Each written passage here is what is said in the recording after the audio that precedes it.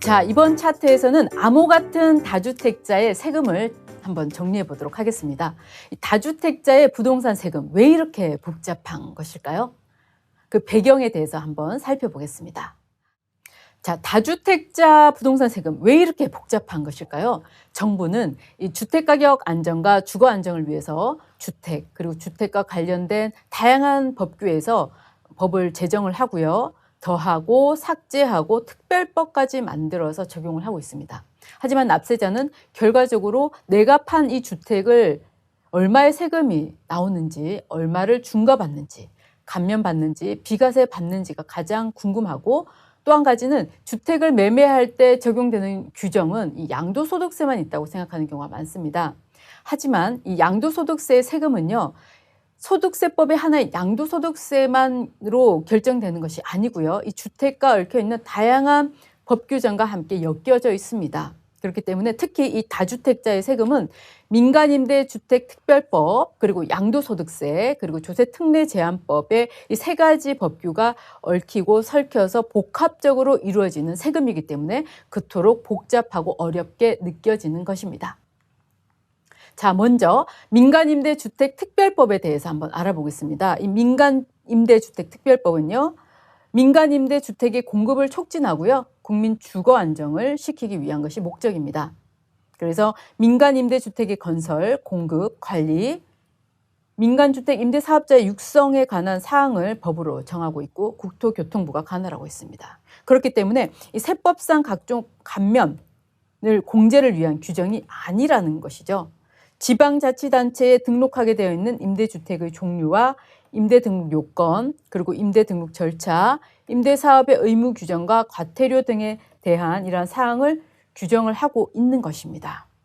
그래서 민간임대주택법상 시군구청에 임대사업을 등록했다는 이유만으로 이 세법상의 각종 세공제, 감면을 적용받는 것이 아니라 세법상 요건에 부합이 될 때 각종의 세공제, 감면을 적용받는 그 차이점을 반드시 확인을 하셔야 됩니다.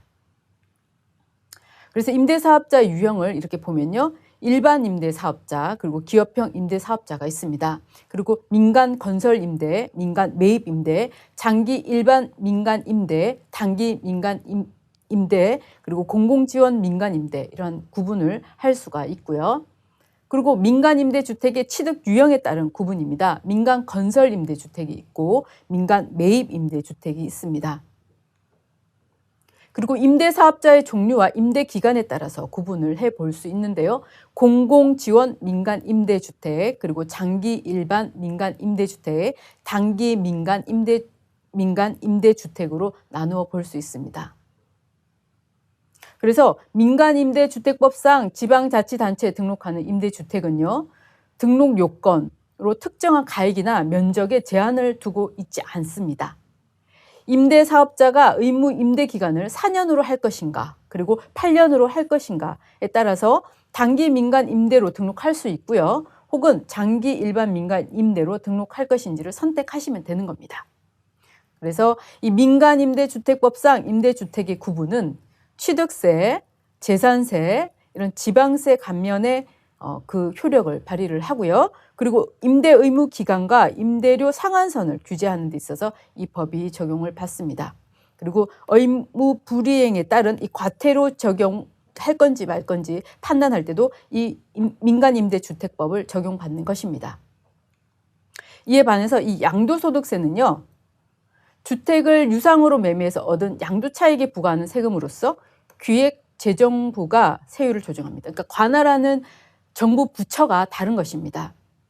주택 등의 이 보유이익이 이 양도라는 과정을 거쳐서 매매가 실현됨으로써 발생하는 소득인데요.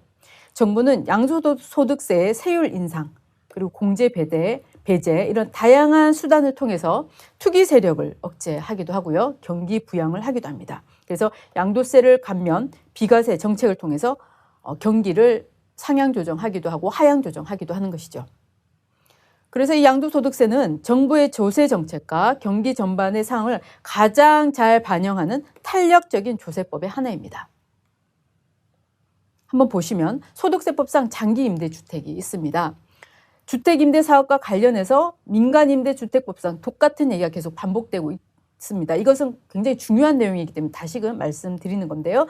민간임대주택법상 이 지자체에 임대 등록을 했다고 해서 소득세법이나 조특법상 세제 혜택을 받는 것이 아니라는 점 반드시 확인을 하셔야 됩니다. 많은 납세자분들이 나는 지자체에 임대업 등록했어요. 그렇기 때문에 소득세법상 세제 혜택을 받고 중과도 안 받고 장기보유 특별공제도 해야 되고 감면도 받아야 됩니다. 이렇게 생각하시는 분들이 너무 많기 때문에 동일한 내용이지만 계속 반복해서 말씀드리고 있는 겁니다. 그래서 이 세제 혜택을 받기 위해서는 반드시 세법에서 규정하고 있는 임대주택의 요건을 충족해야 된다는 것입니다. 소득세법상 장기임대주택의 요건을 충족하는 경우에 의무임대기간이 경과하고 양도를 할 때 중과가 배제되면서 장기보유 특별공제를 적용을 하고 거주주택 비과세를 적용받을 수 있다는 것이 이 소득세법상 장기임대주택의 내용입니다. 장기임대주택은요, 세무서에 사업자 등록을 해야 되고요. 그리고 지방자치단체에 사업자 등록을 해야 합니다. 단기 민간 임대주택 4년이죠. 장기 일반 민간 임대주택 8년이죠. 한 채 이상을 등록하거나 건설 임대주택을 2호 이상 임대한 거주자가 이러한 요건들을 충족을 해야 되겠죠. 5년 이상 임대한 주택입니다. 그리고 임대 개시일 당시 주택의 기준시가가 6억 원, 수도권 받건 3억 원 이하인 주택이 바로 이 장기 임대주택에 해당하는 것입니다. 자, 이번에는 조세특례제한법에 대해서 한번 보겠습니다. 조세 감면, 이 중과, 조세 특례와 제한에 관한 사항을 규정하고 있는데요. 특히 이 과세 공평에 많은 초점을 두고 있습니다. 그리고 조세 정책을 효율적으로 수행을 해서 국민 경제의 건전한 발전을 이루겠다는 것이 이 조세특례제한법의 목적입니다. 기획재정부가 세율을 조정하고 만들고 있습니다. 국민 주거 생활의 안정 그리고 경기 활성화를 위해서 다양한 세제 혜택을 두고 있고요. 장기 임대주택, 신축 임대주택, 미분양 주택 등에 대한 양도소득세 감면과 주택수를 산정할 때 소유주택으로 보지 않는 이런 세제 혜택을 지원하고 있는 것이 바로 조세특례제한법입니다. 조세특례제한법의 장기 일반 민간 임대주택 양도소득세 과세 특례를 보면요. 거주자가 민간임대주택법에 따른 장기 일반 민간임대주택을 등록하고요. 다음의 요건을 충족하는 경우에 그 주택에서 발생하는 소득에 대해서 장기보유 특별공제율을 60% 적용하겠다는 것이고 장기 일반 민간임대주택을 10년 이상 계속해서 임대한 경우에는 70%의 장기보유 특별공제율을 적용하겠다는 것입니다. 전용 면적이 85제곱미터 이상 그리고 8년 이상 임대한 후 양도를 해야 되고요. 연간 임대료 5% 증액 제한 있습니다. 그리고 임대 개시 당시에 기준시가 6억 원 이하, 수도권 외 지역은 3억 원 이하입니다. 그리고 반드시 과세 특례 적용 신청을 해야 합니다. 자, 지금까지 이 암호 같은 다주택자의 세금 왜 이렇게 복잡한지 그 원인에 대해서 살펴보았습니다. 이 다주택자의 부동산 세금은요, 우리가 알고 있었던 것처럼 양도소득세 규정 하나만 적용되는 것이 아니라는 것이죠. 바로 민간임대주택법, 양도소득세, 조세특례제한법 이 세 가지가 얽히고 설켜서 나온 것이 바로 다주택자 부동산 세금입니다. 그토록 복잡하게만 느껴졌던 부동산 세금이 다주택자의 배경을 알게 됨으로써 더 명쾌하게 해석할 수 있는 시간 되었으리라 생각합니다. 1세대 2주택자 부동산 세금에서 살아남기 김연주 세무사였습니다. 감사합니다.